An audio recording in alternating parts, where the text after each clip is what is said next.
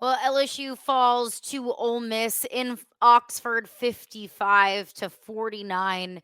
This LSU defense might be the worst in the history of LSU football, and I want Matt House fired. You are Locked On LSU, your daily podcast on the LSU Tigers. Part of the Locked On Podcast Network. Your team every day.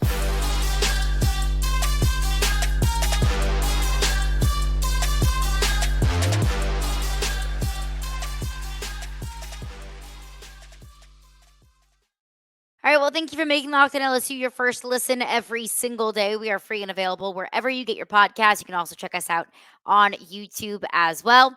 And today's episode of Locked On LSU is brought to you by FanDuel Sportsbook, the official sportsbook of Locked On. Make every moment more. Right now, new customers can bet $5 and get $200 in bonus bets guaranteed. So visit FanDuel.com/locked on to get started. I don't even really know what word I can use to accurately summarize my feelings following the 55-49 loss to Ole Miss. I don't think that the word disappointed encapsulates my feelings. Maybe disgusted is probably a little bit closer in closer alignment to how I truly feel, but I don't know if there's a word in the English language that can accurately summarize just how awful and pathetic of a defensive performance that was on Saturday night. How awful that was. How I was having flashbacks to Bo freaking Pelini on Saturday night.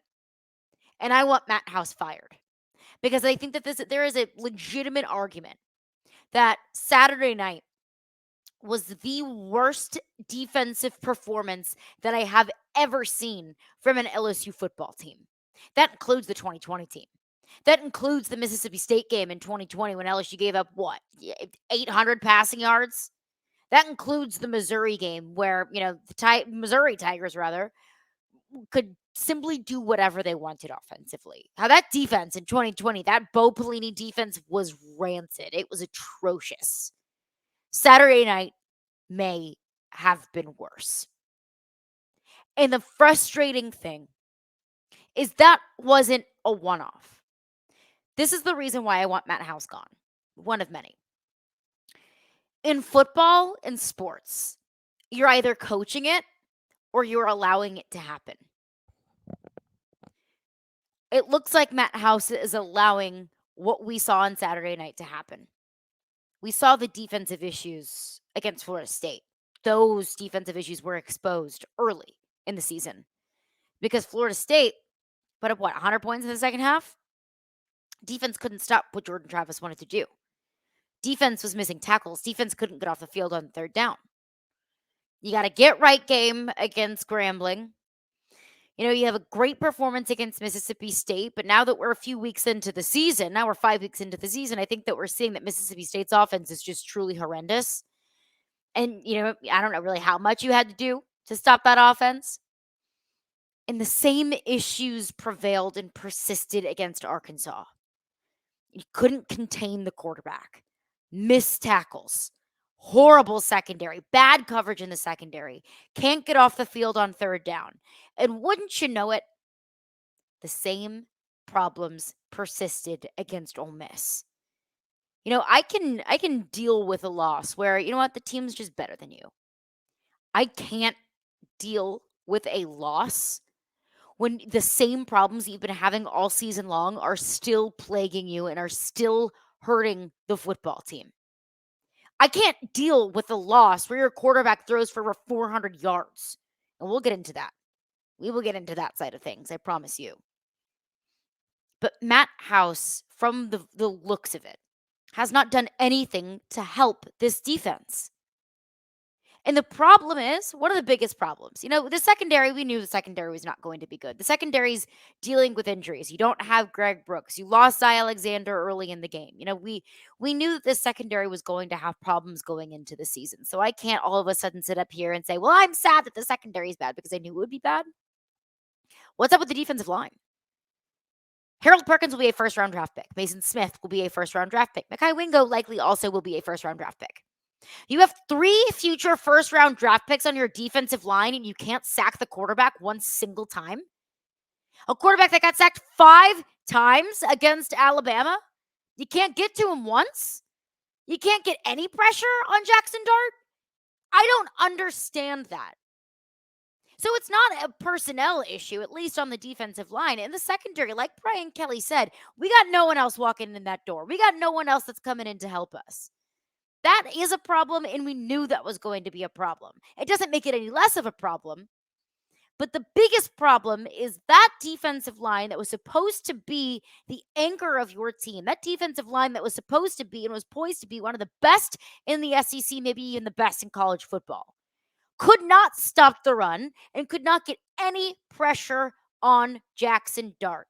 That's on the coaches. Because it's not like they just forgot how to play football overnight. The technique was awful. It could not get off blocks, could not wrap up on tackles, just consistently got beat out toughed, outran, out everything. Against an Ole Miss offensive line that's really been not that great all season long. That struggled to create holes for Quinton Judkins in the run game all season long.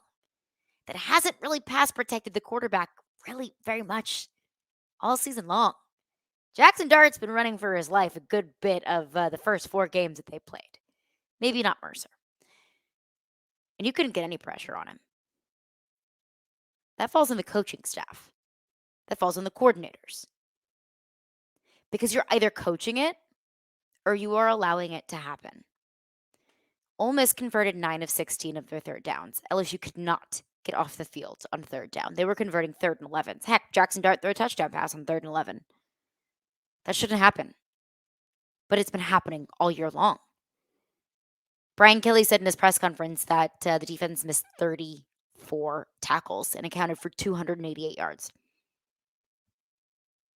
288 yards off of missed tackles. You have one of the worst defenses in the country. Forget the SEC. In the country. This is a team that was supposed to contend for the SEC West. This is a team who we were talking about a potential college football playoff bid.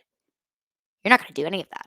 You're not even going to sniff Atlanta with a defense like this. And that's on the coach. They're not going to fire Matt House in the middle of the season. But he's done nothing to keep his job. And he is only hurting this football team. And it sucks to see an elite elite offense get completely wasted by the mismanagement of a talented defensive front. Football malpractice. I just want to put into more palatable terms how bad the defense was on Saturday night. And we'll get into that coming up next. All right, I want to tell you about Athletic Brewing because now is time for the Game Changer of the Week brought to you by Athletic Brewing Company because I know it's hard. I know it's hard to walk away from a loss like that, but man, Jayden Daniels, he was a game changer on Saturday night, and he is a game changer every single week, just like Athletic Brewing Company, who has completely changed the non-alcoholic beer game. They make non-alcoholic beers that actually taste good.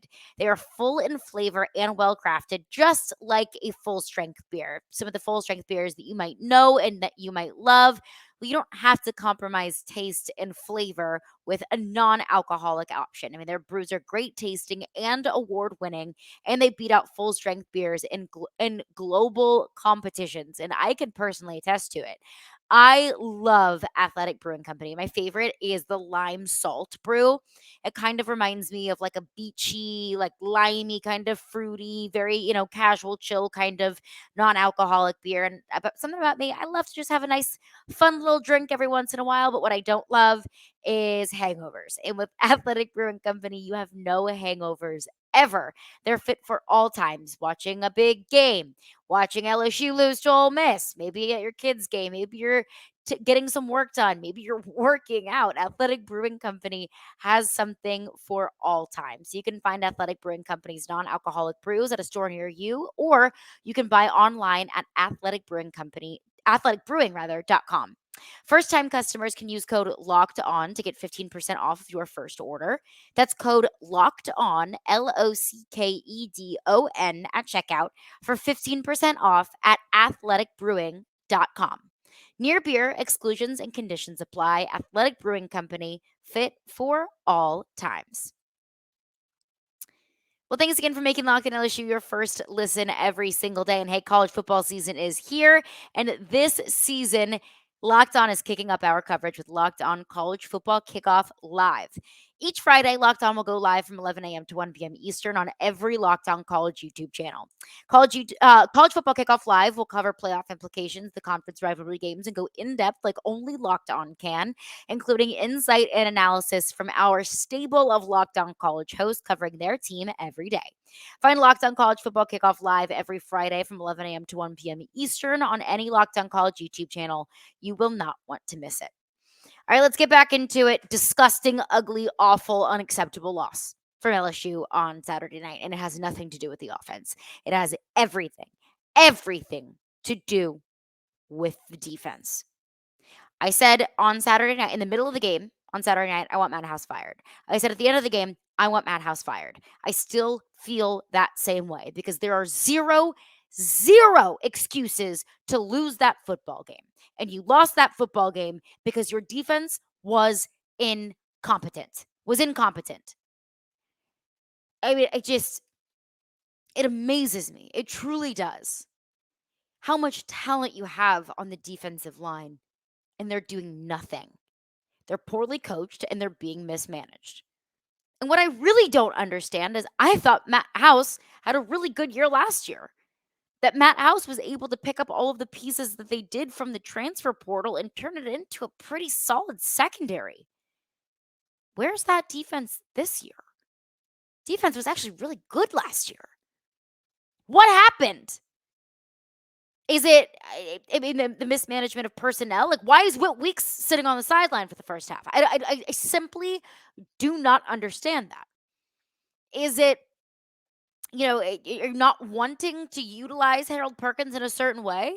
Because I thought we all figured out after that Florida State game, hey, maybe you don't put him in on the inside. Maybe you should let him do and fly around and do whatever he wants to do. No, Harold Perkins wasn't necessarily the problem on Saturday night. But Harold Perkins hasn't been the Harold Perkins that we knew of last year, game-breaking top defensive player in the country, Harold Perkins. Why isn't he doing that this year? I don't think it's because all of a sudden he just forgot how to play football and lost his talent. I don't think that's the case. And Brian Kelly said, look, the blame doesn't fall at the feet or the hands of one single person trying to kind of, support his guy and support his coach. But what else are you supposed to do? Fire the players? That's not an option. And something's got to change. Something has got to give. You have to change something. You have to acknowledge that, hey, what we're doing isn't just not working. What we're doing is awful. What we're doing is hurting our football team. So what are you going to do to fix it? Just to put into perspective how bad LSU was in all phases defensively. In the run game,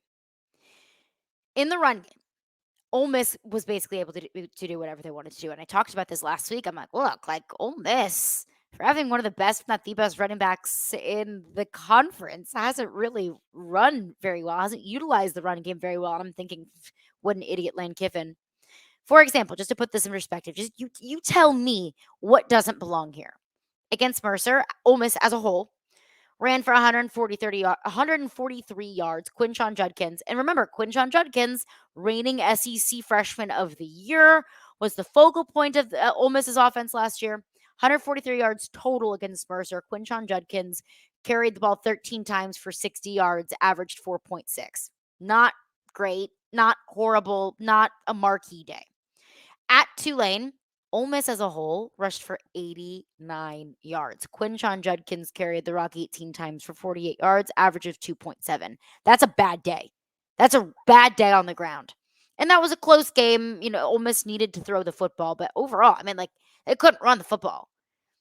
Against Georgia Tech, Ole Miss ran for a total of 299 yards. 136 of those were Jaxson Dart. Quinshon Judkins ran for 13 carries and 37 yards, average of 2.8. Now, keep in mind also, Quinshon Judkins was less than 100%, but just to put that into perspective, he wasn't really much of a factor. Alabama, Ole Miss as a whole ran for 56 yards. That was all of Quinshon Judkins on 13 carries. He averaged 4.3 yards a crack. So really overall, Quinshon Judkins, 60 yards, 48 yards, 37 yards, 56 yards. Non-factor, really, for the most part. And I hate saying that about a quality player, but like for what he was last year versus what he was in the first 4 games of the season, underwhelming. LSU, let's talk about what they did in the run game against LSU. 317 yards on the ground. Quinshon Judkins ran the ball 33 times for 177 yards, 5.5 yards per carry. Mercer stopped the run game better than you did. Georgia Tech stopped the run game better than you did. You're supposed to have a solid defensive front.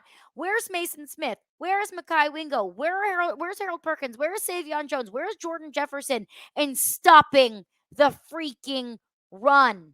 Did they not expect Ole Miss to run the football when they have the best running back in the SEC? Did they maybe not want to make some adjustments in the middle of the game to, I don't know, maybe stop the running back? I don't know. Crazy, isn't it? LSU's defense got 0 sacks. Alabama got 5. Tulane got 4. Georgia Tech got 1. Georgia Tech's doing things that you can't do. No excuse to get to the quarterback that many times. You know who else didn't sack Ole Miss a single time? Mercer. You and Mercer are the same. How does that feel?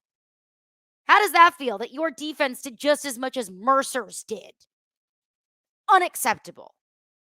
And I had a weird feeling after Ole Miss lost to Alabama, especially in the fashion that they did, where Alabama's defense basically just shut down Ole Miss's offense completely in the second half.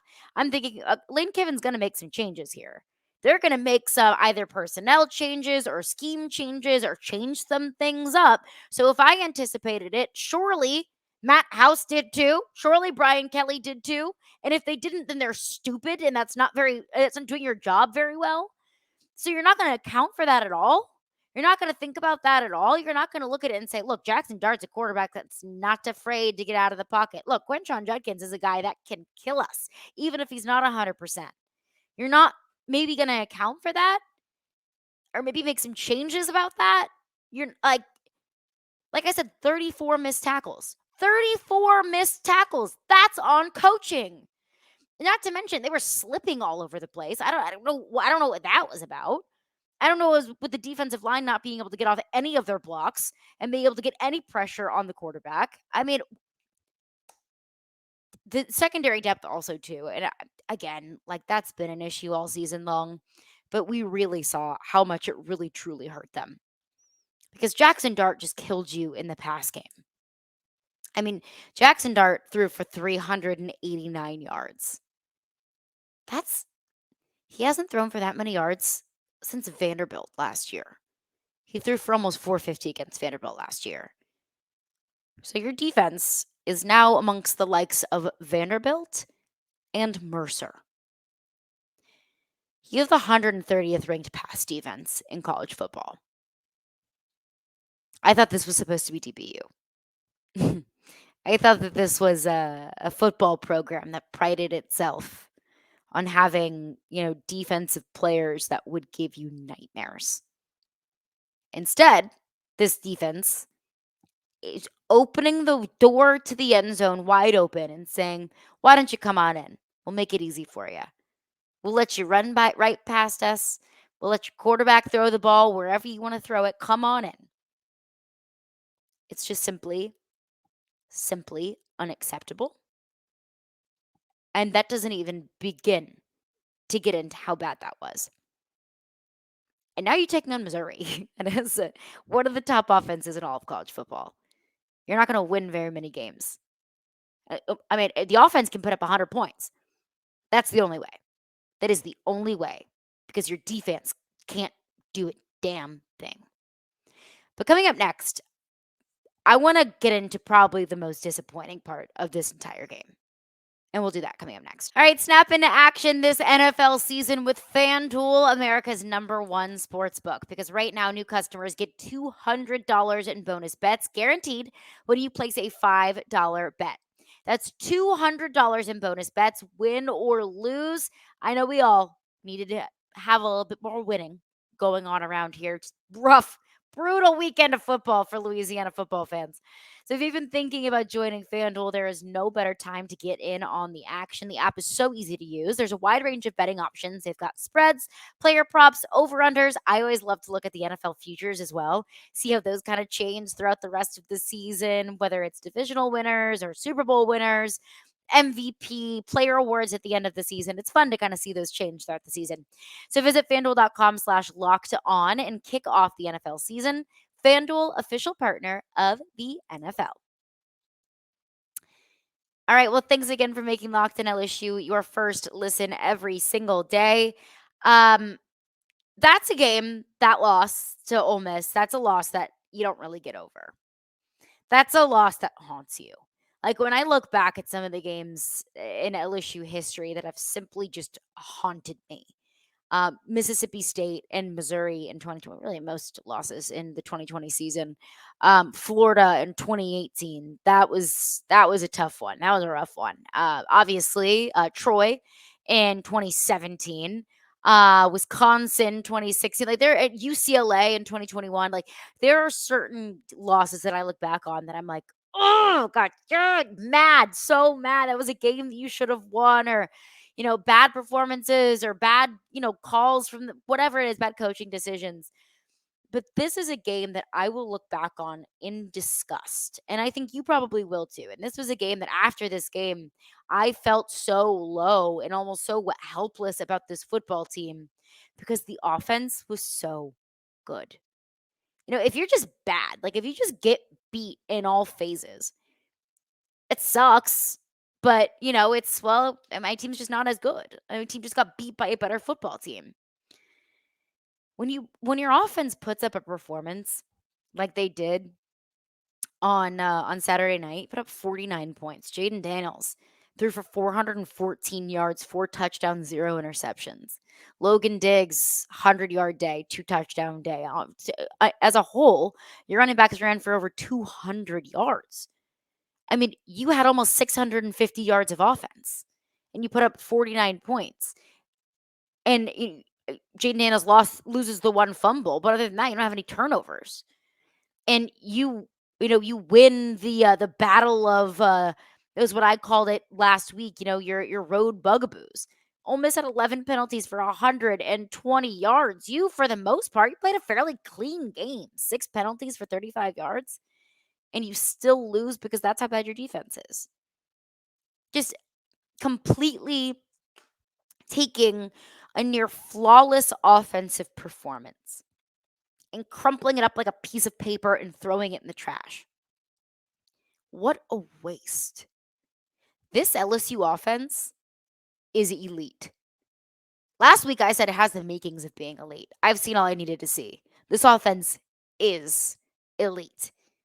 Statistically, this is the best offense in the SEC. And I don't care how bad the SEC looks this year. Like, if you have any sort of statistical category that is at the top of this conference, that's impressive. You are getting near flawless performances from Jayden Daniels. You have the best wide receiver tandem since Justin Jefferson and Jamar Chase. And that's not a duo or a comparison that I take lightly or that I like to throw out very frequently. But between Malik Nabers and Brian Thomas, you've got one of the most lethal 1-2 punches, if not the most lethal 1-2 punch in the entire SEC. You found your go-to back. Logan Diggs is the guy. What we saw against Grambling and what we've seen over the last couple of weeks, like that's real. Like that's legit. Logan Diggs is an LSU running back. And that's not an easy label to wear. I, again, would say that Logan Diggs is probably your best running back since Clyde Edwards-Helaire. Again, not a comparison that I take lightly or that I like to throw out there very frequently, but that's what it is. Like, that's what you're looking at. that you have got lethal offensive weapons. You've got a quarterback that can do it all. And you have a day like that offensively, and you can't hold on to a win because your defense can't get a stop. I mean, it was one of those games that if you're watching as a third party, it was probably a blast to watch because it was just home run hit after home run hit after home run hit. Like every time, Ole Miss got the ball, I'm like, just go ahead and score. Just go ahead and score because I know that you're going to score. So LSU can get the ball back and then they can score. And it's just a battle. It was like a ping pong game back and forth. So wasting a performance like that, where you're like breaking records because it looks so good. You're doing things that haven't been done since the 2019 national championship team. And it's still not enough to overcome how bad your defense is. That's the most disappointing thing. So I don't want to hear any, I am at my wit's end. I have zero patience left for this anymore. I mean, this is probably a factor of the loss and a factor of how jaded I am through 5 weeks of the college football season with this freaking LSU team. I have zero patience for anyone who has anything to say about Jayden Daniels. All I have heard since the end of last season was, we got to get Garen Nussmeier in there. Jayden Daniels isn't the guy. Jayden Daniels is awful. Jayden Daniels this. Jayden Daniels that. Jayden Daniels this. Jayden Daniels can't do it. What more do you need to see from the poor guy? He's not the problem, nor has he ever been the problem for this team this season. Enough of that. Enough. He did everything that he could have done. Every single week, he puts his body on the line and he shows an elite level of toughness. Every single week, he gets the ball into the hands of his playmakers. And for some reason, there's still a twisted group of individuals that think that they expect more or think that they deserve more, which you're just being greedy. If you walked away from that game thinking that the offense should have done more, or the offense should have done better, I truly do not know what to tell you. The offense, unfortunately, after a day like that, when you put up 600 plus yards of offense, and your quarterback throws for over 400 yards and doesn't throw a single interception, unfortunately, the offense isn't the story. Unfortunately, that's a performance that's wasted and will get overlooked because the defense has to butt itself in and become the story because it is so bad. And I truly don't know where you go from here. I truly don't know. And Brian Kelly is trying to find an answer. And that's what we will get into on tomorrow's edition of Locked in LSU. That sucked. That game sucked. This feeling sucks. Credit to Ole Miss. They played a good game. Lane Kiffin made some probably very necessary offensive adjustments. So credit to Ole Miss, I will say, whose defense also kind of sucks. But credit to Ole Miss. They had a great game. The environment looked incredible. So credit to a good team and big win for Ole Miss. Just a bummer. Big fat bummer was that game. But more on what Brian Kelly is trying to do to remedy the LSU defense coming up on tomorrow's edition of Locked in LSU.